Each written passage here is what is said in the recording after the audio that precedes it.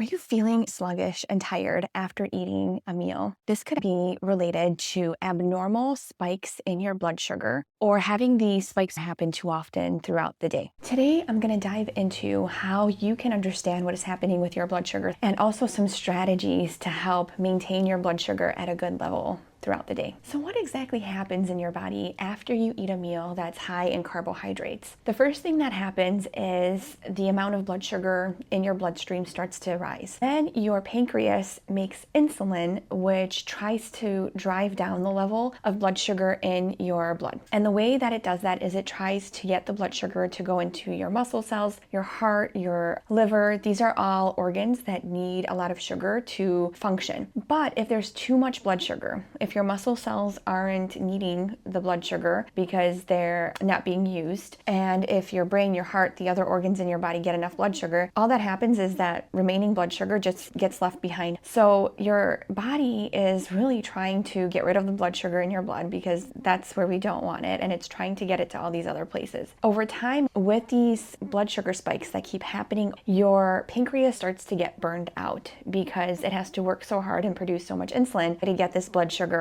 out of the bloodstream. After a while, it stops producing as much insulin, and then the insulin doesn't get the blood sugar into the organs and your muscles as effectively. So having these blood sugar spikes once in a while is probably not a big deal. But if they keep happening consistently over and over again, this can lead to weight gain, insulin resistance, prediabetes, and then diabetes. So we want to make sure that we get the number of these blood sugar spikes or these high levels of blood sugar to be as minimal as possible. So the next question is, how do you know whether you're having these blood sugar spikes? When you get your blood sugar checked at your doctor's office, they will sometimes do a test called a hemoglobin A1C, which is an average of what your blood sugar has been over the course of the last 3 months. If that's elevated, then you know there are some blood sugar spikes happening to cause that elevation in your hemoglobin A1C. But the best way to see what is happening with your blood sugar and how you're developing these blood sugar spikes is to wear a continuous glucose monitor. A continuous glucose monitor will show you how often you come out of that normal range, and you can correlate that with foods that are causing those blood sugar spikes. So let's say you've worn a CGM, you see that you're having a lot of these blood sugar spikes. The next thing to do is to implement some strategies to try to reduce the amount of times that you're having these blood sugar spikes and how high your blood sugar is going. The first thing that you can do is you can combine carbohydrates with things like healthy proteins and fats. The next thing you can do is you can eat